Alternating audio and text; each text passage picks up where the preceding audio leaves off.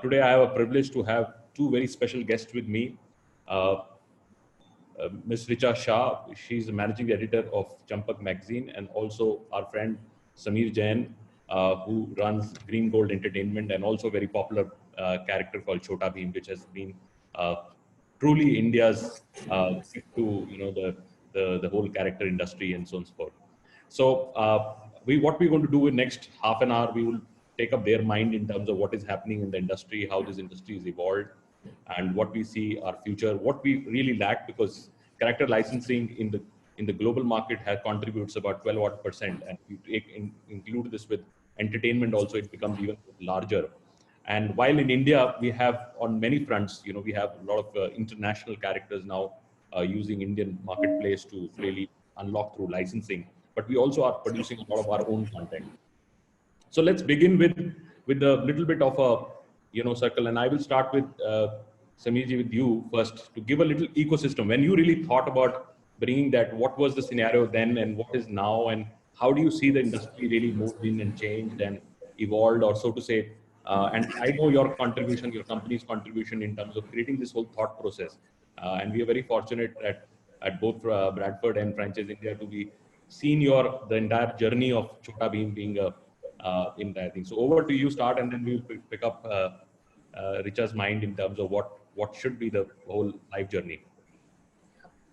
Thank you so much, Gaurav, for having me over for this chat. Very briefly, the whole idea, it wasn't licensing per se, with what the thought started. It was an Indian character, and probably why can't India have its own IP, wherein we were so rich in so many stories, like our Panchatantras, of course, Champak being one of them, and so on and so forth. And that's where the thought seeded that most of the animation studios were into outsourcing work for foreign projects. And then Rajiv and me, we said, let's do something Indian. And that's where Chota Bheem happened. We got on air in 2008. And let me tell the audience that it was looked down upon big time by the channel. It got rejected couple of times by the various broadcasters that ye show nahi chalega and stuff like that. And I think in almost a mode of desperation was it aired, with lot of pessimism that this is not going to work, but chalo, let's try. And then 2008, once we got on air, and in 3 months of time, that was the time when Harry Potter and Pokemon was very much the toppers on the television and kid viewership. But Chota Bheem garnered huge viewership, and that's where the signal came in. And by 2009, Pogo, on which it was telecast, which was practically not even in the ratings as a channel, became the #1 channel. Chota Bheem became the #1 show. And that's where we thought of getting into the other verticals now. Animation typically would not be able to sustain itself. And that's an international norm with the industry. So if you see a revenue pie of an IP, of an animated IP, typically there is a substantial contribution. It needs to come in from the licensing and merchandising field as well. And that's where Chota Bheem, we thought of taking it into the licensing and merchandising mode somewhere in 2010. And that's where the journey began. And how this looks like changing now. I know when this all happened, this happened because I think your conviction to the space, and also I think a lot of hard work you and your team did. But you see that now it's much easier for really truly Indian content to come in the market, and acceptability by the audience, or you still struggle to really find that space. I mean, with especially the broadcasters and channels. Chota Bheem, both in terms of the content on television, the concept of Indian IP, and a property which can be successfully licensed and leveraged to various other modes of entertainment and connect with the audience. So Chhota Bheem has been able to establish all these verticals, and as a follow through, we see a lot of other Indian IPs coming up, and we work very closely with many of the other studios as well. We help them in making shows, we help them in on their licensing model, and because there is a huge ecosystem, there's a huge vacuum which even now it exists. There is a place for innumerable amount of IPs which can come in terms of content, in terms of licensing. So that thought process was kicked off by the success of Chhota Bheem, and it's just going on, and sky's the limit. Sure.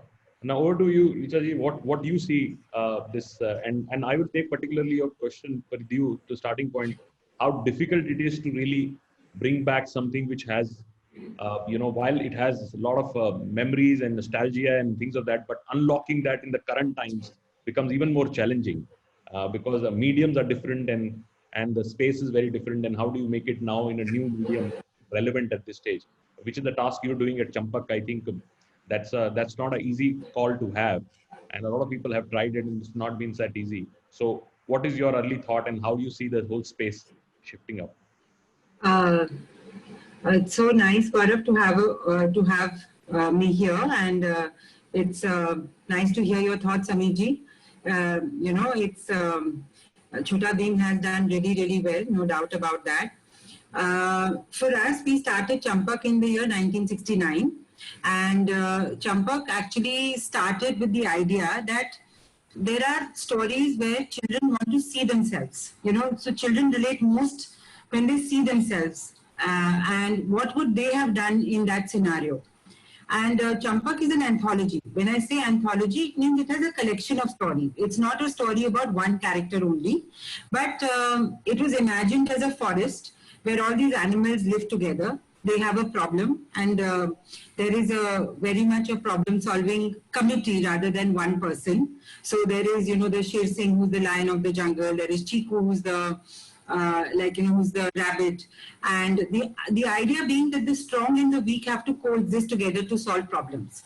We have we grew up on things like Spider-Man and Superman, and even Spider-Man and Superman have evolved into saying that we need a Marvel.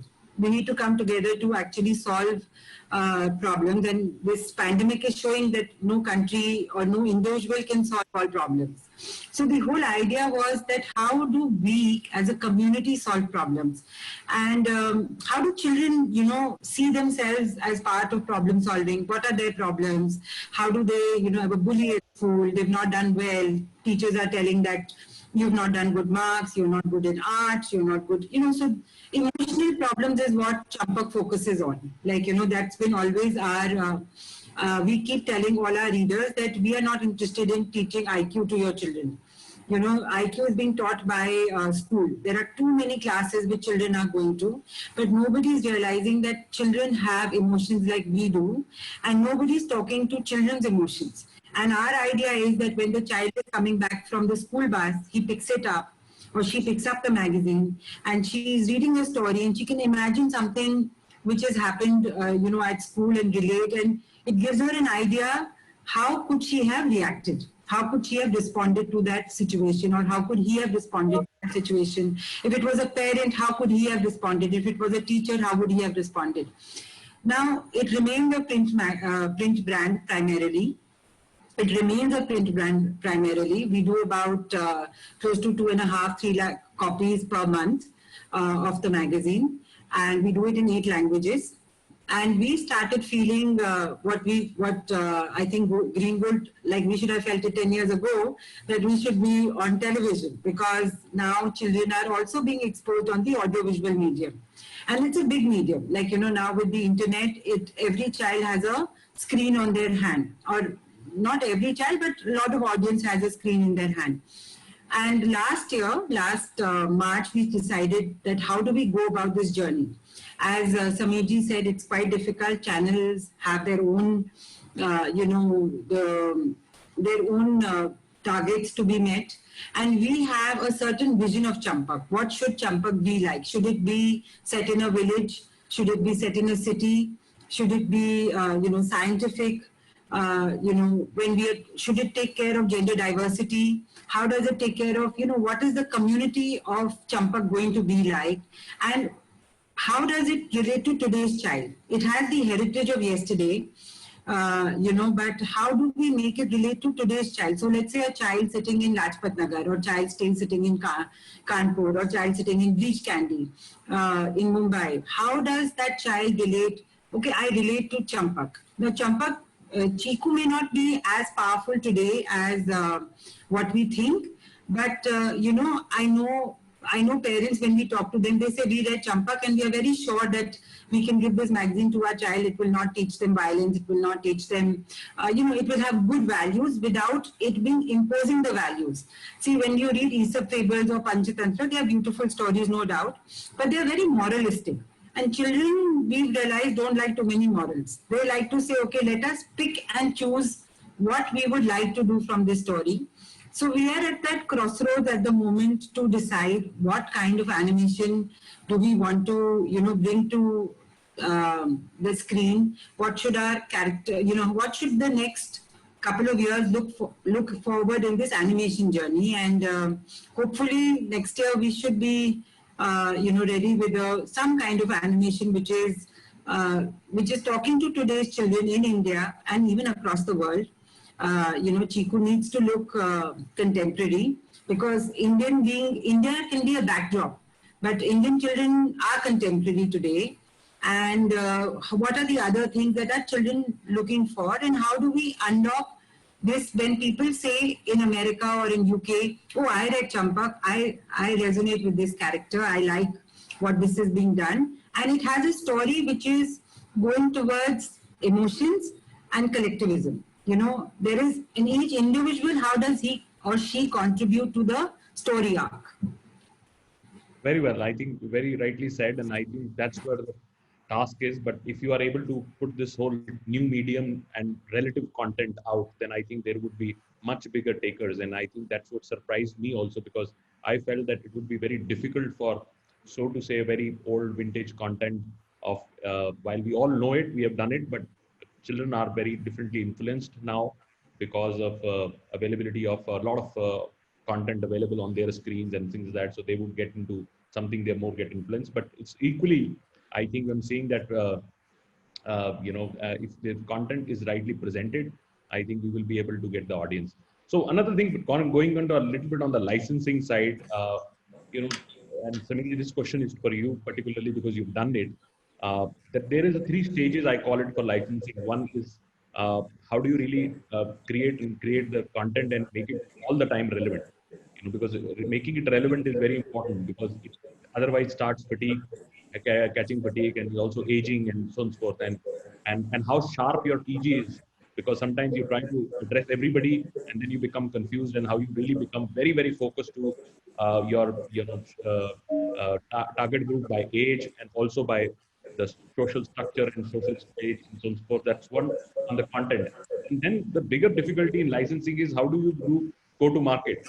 What product you should start with, what should be the first programs you run, and how to make the programs successful. And third, which is even more difficult, especially in your space, is the distribution, because distribution itself is very fragmented. So what have you done right in terms of achieving this? Because you have a lot of licensing programs running in the market, and relatively you have achieved distribution also, because I feel that these 3 areas are constantly challenging for any licensing, character licensing program which comes in the market. Yeah, absolutely. So first question was on the content. That's the soul of the whole story, content, and the story and the storytelling is again a very, very part. If I'm very clear on what is my story going to be, what is my communication going to be to the audience, to the children, to the parents, and that drives my writers to churn out various episodes. Keeping that basic principle in mind is what is a very key factor. as you, Gaurav, as you said, target audience again has to be very, very careful. And once one has a sense of the message I want to give out, the key message, my target audience, and the relative attributes of my key characters, which would personify these points. So once I have this basic framework, which I would call it as a foundation of my show, and then basis this foundation, one can churn out stories, basis our Indian culture, basis various themes. You can take up sports as a theme, you can take up world as a theme, you can take up some very current stories or upcoming stories, like when we had this World Cup coming up, we knew next year would be a World Cup, so we did an entire episodes on cricket, which really did well. When there was a football World Cup last time in Brazil, so we kind of mapped it a couple of years back, and we churned out a theatrical Mighty Raju in Rio Calling, and it was a huge success because that when the movie released and it synced in with the World Cup, World Football Cup, and there was a euphoria of football, and people kind of, so content and its storytelling is a very, very important part. Coming to the second bit of licensing, licensing in India, when we thought of getting into the licensing piece, with of course Chhota Bheem, we had Krishna as well. The players at that point of time were predominantly Disney, Turner, and the likes. And we kind of studied their business model or working. There was a lot of emphasis on products which would be shipped out of a factory in China. So that factory in China would produce products for the world, and then it would be shipped out to India and the other countries as well. We kind of tweaked our thought process totally. We said, let us work with the Indian manufacturers, let us identify the categories, which are the key categories. And amongst those key categories, who are the key Indian players in that genre? And when we visited them, that, okay, here is my show, I have a style guide in place. Why don't you take my license and make apparels, children buy it? The first question came up was that you want me to invest in a product with your property and at the same time pay you for it. So the mindset was, if you want me to make a product of your character, then you pay me and not take money from me. Don't charge me money for that. So that was the mindset we faced. So what we did was we took a step back. We said, fair enough. To change this whole ecosystem, it is going to take some time. So we ourselves got into the business. So we started first making t-shirts ourselves. We started publishing ourselves. We started doing home videos ourselves. And how did we sell this? We started participating in various exhibitions. I think your few of the shows of Gaurav have been very, very instrumental in our success story. Franchise India shows and all those shows, we've been there right from day one since we started. In a couple of these trade exhibitions, we started participating, and there we started creating a certain amount of traction for our product. The next step was, we were still not very successful. So we thought, let's start with by the time we had expanded our product categories, we had close to, I would say, 600-700 SKUs in apparel, in publishing, in few toys, few home back to school product lunch boxes, which we got them made in India. We invested in these products. And we came out with the concept of a green gold store. And what was a green gold store was basically, it was a Chhota Bheem store where a kid could walk in and he could have whatever products were there to buy for Chhota Bheem. These green gold stores became a rage. A very small store of 100 square feet in somewhere in the city like Bhopal or elsewhere would do a sales of 4 or 5 lakhs of rupees a month. That turned everything. That's where the Indian manufacturers started getting attracted. That's where they got the confidence.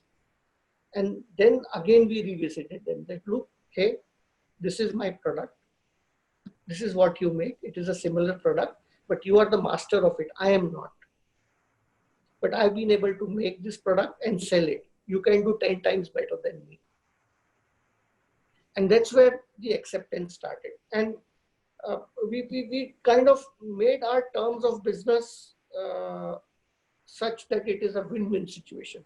And we started working very closely with our licensees to see that to the last mile that they make money out of our IP. In what he's producing, what is the designing, what is the product, what is the pricing happening.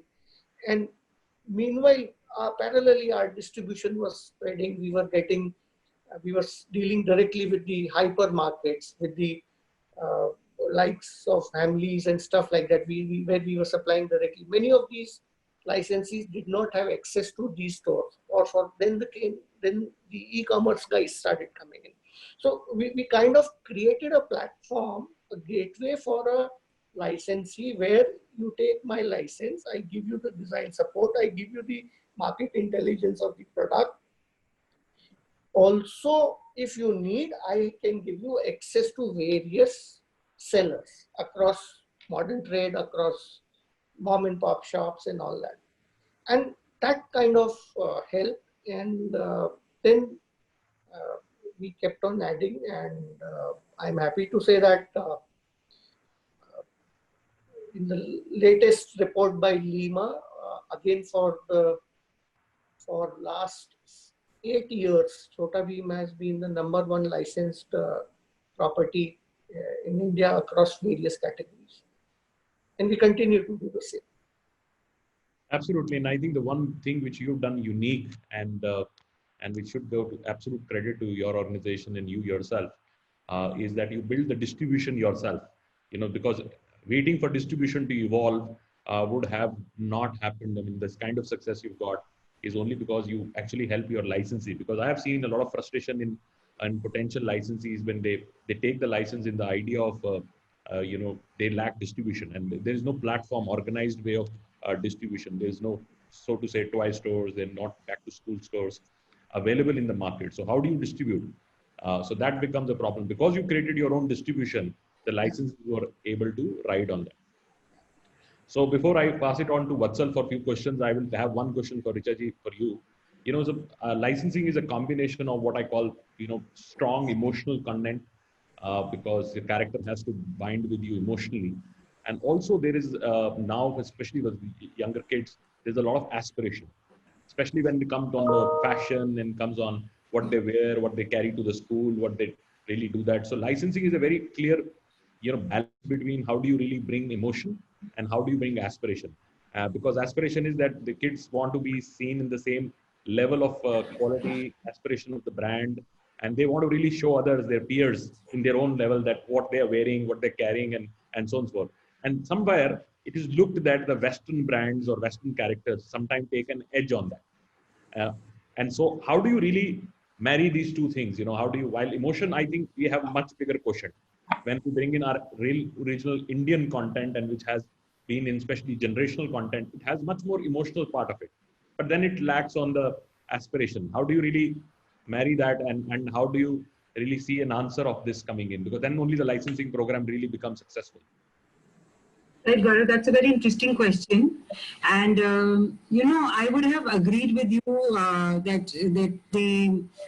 mean, there is no doubt that the international license market is much more bigger than the Indian license market, because look at the money that they're spending, look at that they're there everywhere. So they are definitely much bigger than what we are. But when we've been talking to our own audiences over the past couple of years, we've seen that parents want to give children Indian stuff. It's how you market it. It's how you package. It's how you package that thing, which says that this has an emotional Indian content, but it is also aspirational. I look at this design called the Paisley design. Have you looked at the Paisley? Yeah, so that's the Ambi in Hindi, and you call it the Paisley in English. And even if you go to Western brands, you will pick up a Paisley, because there is something that connects you with that that design. So it's how you package that thing which is coming from India. Let's say it has an Indian heritage, but it is aspirational because India itself is aspirational. Like I know that when we write stories today, we are not writing stories about a child who was living 2,000 years ago. Some of our stories are actually children inventing gadgets to take care of what can happen in the future. They are problem solvers. They are within the ecosystem of the Indian community. They are almost like their own Spider-Mans and Supermans and Wonder Women, those kind of characters. They are there because what we are giving them, Gaurav, in my understanding, is a context. So when I look at, I have 2 children. I have actually 3 children, and my twins are 10 years old. And when I see them, it's always they're solving problem within the context of this of where they live, and that I think is a resonance that comes from an Indian character. So when you say that this is an Indian character which is aspirational, so you say, okay, fine, you are attached to let's say, Indian sports people, which have then become very big license in their own way. The reason is because they're playing for your country, they're attached to you, they're reachable to you, their context is to you. So I think the aspiration context can be easily matched with the emotional content. It's the packaging, it's how you are communicating, what is this child doing? Like we run a column called What a PsyQ in Champak. And we give these small science experiments for children to do. And we get these letters, from young girls and young children, I will not say girls, young children. They say, we are the scientists of our school because we were able to solve this. We looked at this PsyQ in Champak, and these are very small experiments that you can do in your home. We always say that as a parent, I don't want another parent to run to the shop and buy 20 items. So say that, I want to see what is there in my house and what is the thing that the child is seeing. Now, let's say if it's a refraction problem, or if it's how does a reflection take place, or how is electricity generated? You can do it with 2 lines. We did a small thing with how does adipose tissue make you feel warm? Now, it's a very simple thing. You put butter on your hand, and you put like a plastic glove, and you put it in cold water, and the other hand you put it just like in cold water. The hand without the butter and the glove will feel warmer for a longer time than the hand without the butter and the glove. That's explaining what do the layers of fat do. Now, children will write to us and say, I am the scientist in my school. So that itself is an aspirational context which you are giving children. Children want to say aspirational in terms of I'm smart, I'm the cool person, maybe I'm also the nerd. That's also an aspirational aspect. So in our context, when we say that, so we had Kalpana Chawla, who used to lead the Indian astronaut, and when she was going to space, she wrote to us and said, I grew up reading Champak, and I want to take something, so they could take some things from whatever they valued when they were growing up. So she said, will you give us a t-shirt of Champak? Space on it. So we actually sent her a t-shirt which had the space, NASA space logo. She took it with her to space. Wow. It came back. when she couldn't come back, when the space shuttle didn't come back, her husband, after a couple of years, came and gave that T-shirt back to us, and that T-shirt is there in our office saying that this T-shirt has been to space, and so in that respect, there is that aspiration. Kalpana Chawla, a young girl from Haryana, reading the magazine, maybe saying something like Chota Bheem and saying, I want to do this. So that aspiration is there. So the brands, our Indian brands, will be able to give that aspiration. It will take time, I'm sure, but the market, I feel today, when we are going, and as Sameerji is saying, the market is ready. You can see that the Indian parent wants not only international things for their children. They say, I want international, I want aspirational, but I want Indian aspirational also. Absolutely, and this would also depend on how you really marry the quality. Quality has to be done on the kind of merchandise you produce, and also a lot of these micro influencers, they also have to start recognizing that how do you really represent India well. So if they start doing it, because now these days these influencers play a very important role in everything we do and everything we consume. So and I And see I think aspirational is also universal, Gaurav.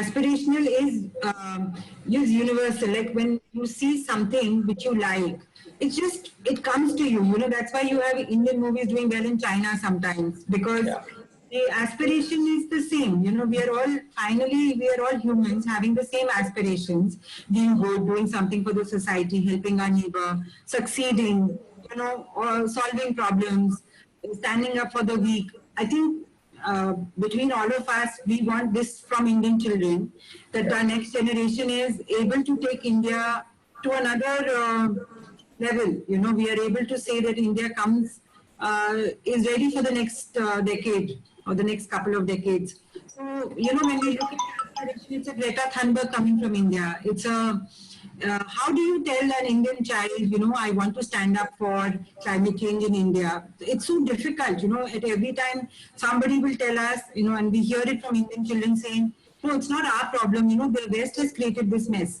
But what can we do to solve it in our own small way? I think those additions go a big way in solving problems.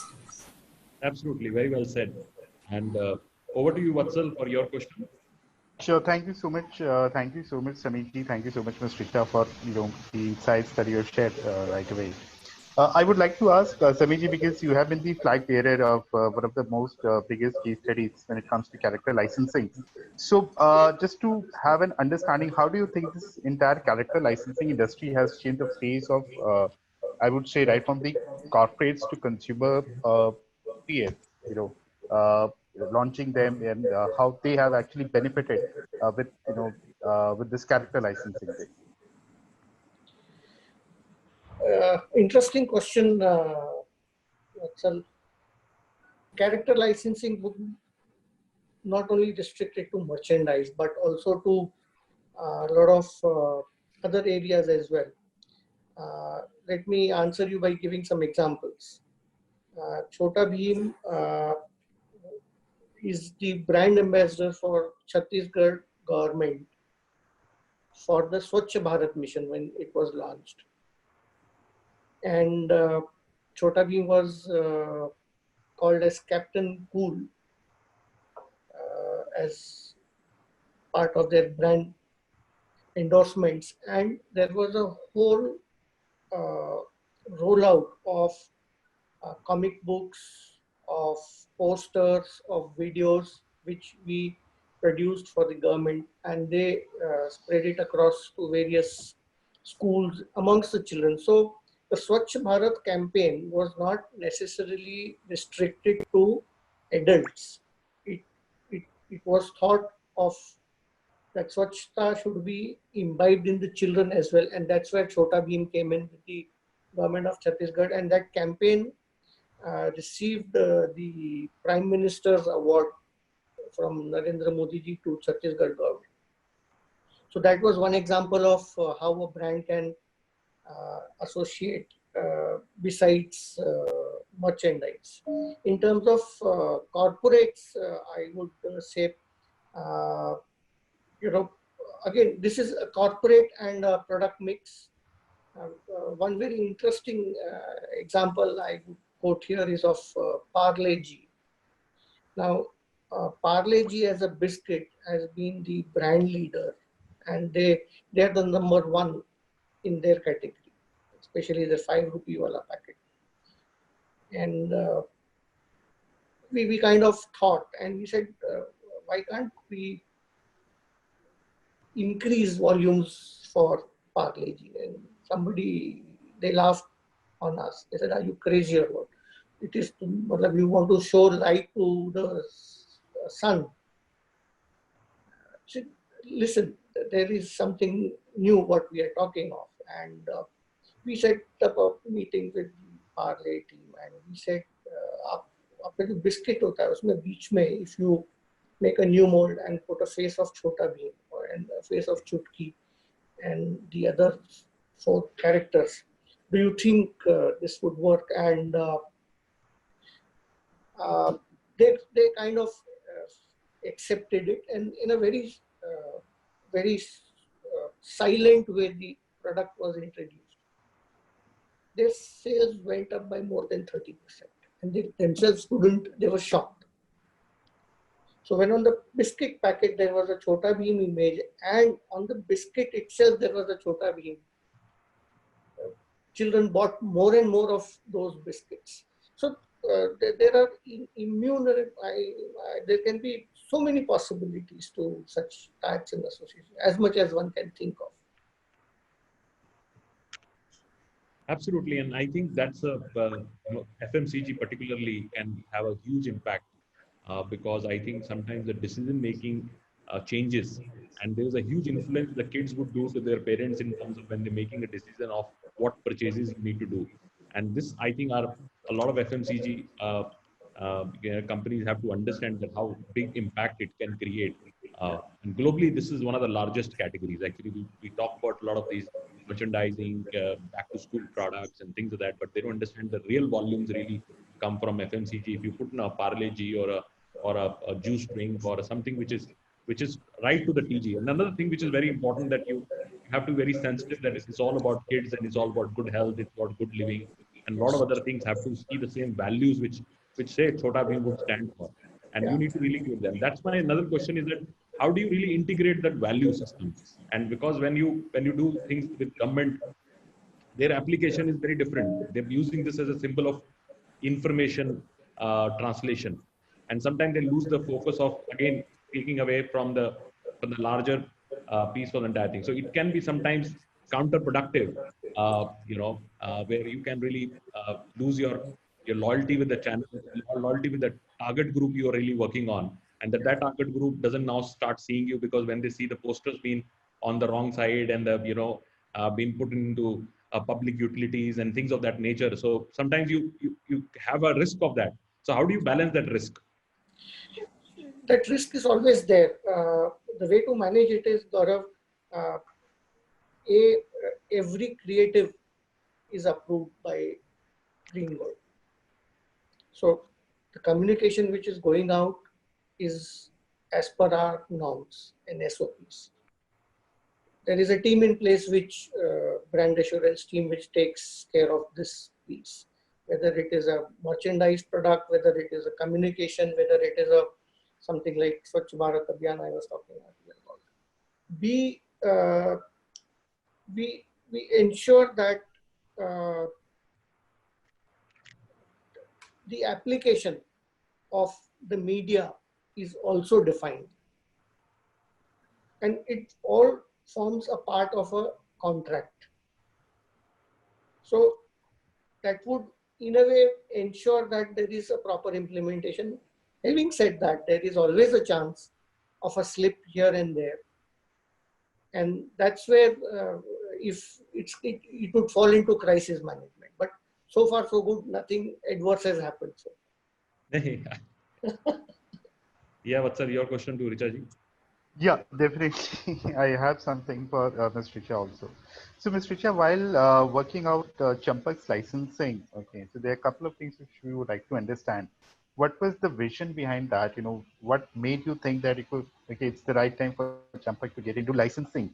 And how do you think the Indian characters has again changed the face of licensing industry in the Indian market? So I'll take a cue from what Sameerji just said, that, you know, children relate to characters. Uh, Personally, you see that children relate to characters. It's much easier for a child to buy a product that says, you know, there is Chiku on it, or, you know, it comes from Champak, or it comes from Chota Bheem, or, you know, there is a certain affinity that the child feels towards a product. When it is, you know, it's a product that you have grown up with. And also, I think as adults also, we feel the same affinity. We continue feeling those emotions with that product. So I think that is one of the things that we started realizing, that, you know, we have that connect with our audiences over the past 6 years. And we would like that, though we are at the print at the moment, how do we go ahead and, you know, become a part of a greater ecosystem of the child and the family. And that's how we started the licensing journey, where we, and, you know, as Sameerji said, we did small experiments. You know, we participated in school fairs where we actually started having pencil boxes, lunch boxes, you know, small name tags that were had Champak characters and Champak on them, and they did very well. So, you know, we realized that there was a natural affinity that children had in picking up something that they could relate to. We are also doing a small anthology of books now. We're taking about close to about 72 stories from Champak into 3 anthologies, and we're co-publishing it with Rupa, where children can actually read the stories if they're not subscribing to the magazines.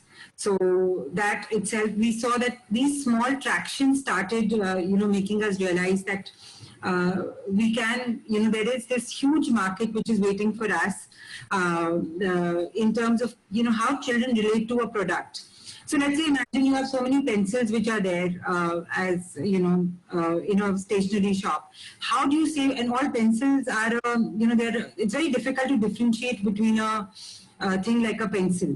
But, you know, you realize that children will pick up maybe a Barbie pencil, for example, if they are girls. The reason being, you just relate to the brand. So let's say you may pick up a Champak pencil and say that, you know, I relate to the brand. A parent may pick up a Champak pencil and say, oh, if Champak is tied up with this brand must be good. So it's actually kind of an endorsement that we as a magazine or we as a character give to that brand. So when Sameerji said, no, when he went to a person and he said, I should pay you for putting your license, your character on my product, I think it's a payment both ways. You know, you are giving credibility to the manufacturer and saying that, you know, because you are being very careful when you are aligning with the manufacturer. You are saying that, does this manufacturer align with my values in that manner? And when you actually feel that, I think it's a win-win situation for both. Yeah, Absolutely. very nice.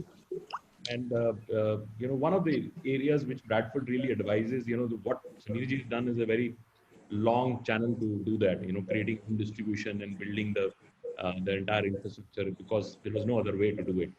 But we at Bradford understand that whenever you launch a program in licensing, always spend maximum time in finding the first partner who can do justice to you. You know, I'll give you an example. We had rights for Marilyn Monroe. One single picture, which Bradford did a license program with H&M. One single picture sold about 500,000 pieces. It was a black and white t-shirt, just Marilyn Monroe on that, and 1 million pieces they sold. So H&M is such a powerful distribution, and they brought that product. It was a very, very wisely priced product, and single picture went to entire. So whenever you actually come in a program, so a lot of people are doing mistakes, and they start doing these micro licensing, and they start doing these micro licensing. You can do micro licensing only when you have distribution built like Sameerji has done. He's a great example of building his own eco distribution. Rather, he can now be a platform for a lot of other licensee to ride Green Gold's capability to come through them and use their channel to distribution. But if you don't have that, then spend the first period in terms of finding a very strong one partner who can do justice and build those aspirations. Maybe a H&M comes in and say, look, let me launch a Champak line. Like we did for Pepsi, one of the characters of this 7-Up has Speedo as a character. We did this whole promotional line with for them because we manage Pepsi as a corporate trademark. So one single big program and wait for that program to get his full haul. And once that is done, then I think easy to really bring in smaller micro program. So I'll take one last question and before we end this, and this is very important and I would like to hear from both of you. I remember one time, I mean, it's about 10, 12 years back, I had one of the clients came to me in Bombay and asked me that he wants to start his, this backpack stores. And I said, where are you getting these backpack? And he took me all the names, including Chota Bheem. And I said, are you a licensee to Chota Bheem? He says, no, I don't have a license, but I make it, everybody makes it. And he was the biggest player in that space. And the evening I said, where do you work out of? He says, my office is in Chembur. I said, I'll come to your place to see what you're doing. And I went there and I was shocked that he had almost all the brands and producing them. And he has volumes which were running in a very big way. So first I started educating him that what you're doing is actually a biggest mistake of your life. And I will now the first person to really make sure that you get all the notices today. And second choice is that I can work with you to regularize what you're doing. The poor guy didn't know. And he was doing all the counterfeit, and he actually later we got him the licenses, including from Chota Bheem and other players. And now he runs on all official. And then he used to call me and says, now I'm sending to a lot of other people I know who are doing counterfeit, and I will help you to send them notices so that my market share can grow. So it can be a lot of this. So my last question is about what is happening on this whole counterfeit structure which runs in India, where people just copy without giving you any royalties and use your name, and what kind of areas you've now deployed, and have you started seeing this change happening or still a big problem? Shall I start first?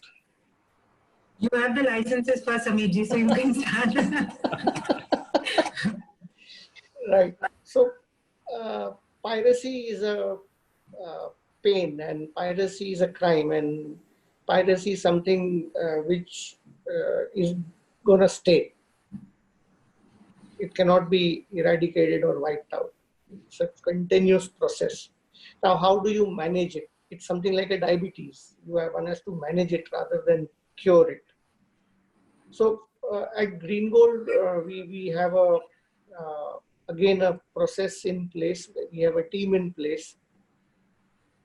We have a legal team. We have a couple of agencies who conduct raids across various markets in India. So the way we approach is we have intelligence coming in from our licensees, because they are the best guys. They are the first touch points, and they come back to us that this guy is making a similar product which is pirated, and then we depute a team and we kind of get into a business with them in terms of buying from them and stuff like that, and establishing. And there's an agency who does all this.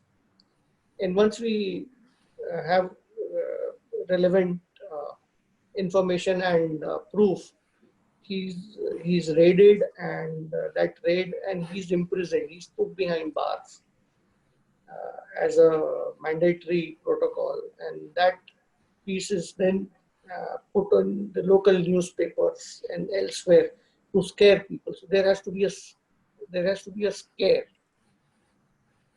School bags, Delhi, the southern market used to be flooded with pirated bags all through, and it took us close to 2 years to kind of have a control. There were raids every now and then on some of the very big guys, and like what Gaurav did for the client he was talking about, many of them have then become licenses. We kind of follow that as well. So that's one way. Then the other way, which is much more faster, is keep a track on the online data available of pirated goods, who's selling. And then the first approach would be to approach the e-commerce site to blog and say that this is piracy. So some of the e-commerce portals are very friendly on that. They want to see that there is no piracy happening on their portal, also on marketplace as well. and some are a little tricky. So then we go through the legal, send them notices and stuff like that. So it's a evil which is there, and it has to be fought out on a day-to-day basis. That's what we do here at Green World about it. Absolutely, very well. And I think this needs a lot of focus, and especially now with digital, tracking can be much easier because a lot of people would then put it on Facebook. Any last comments from Richa ji from your side, because we're running out of time? So any comments you would like to bring in, and any thoughts you would like to share? No, I actually am very hopeful for this whole business. I see that, you know, there is with gadgets in every child's hand, and you know, we can actually accept entertainment. There's a lot all of us offer, and how do we do it? How well we are doing it, and how well we understand our audience. It's all you know, it's all a factor of that. In terms of piracy, there is with publishing, there's always piracy in the sense today you get PDFs of all magazines, you know, on many channels. So as Sameer said, you track it. You sometimes say it's free advertising, you know, and sometimes obviously you want your reader to pay, you want your licensee to pay, because it is a lot. It's a very, people don't realize it's a very time-consuming, expensive process to actually take out something.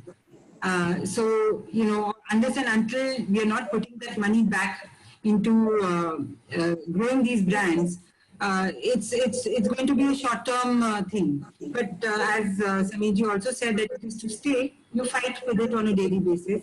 And you see that even consumers are becoming intelligent. We have now so many of our websites which are behind the paywall, and people are paying the money.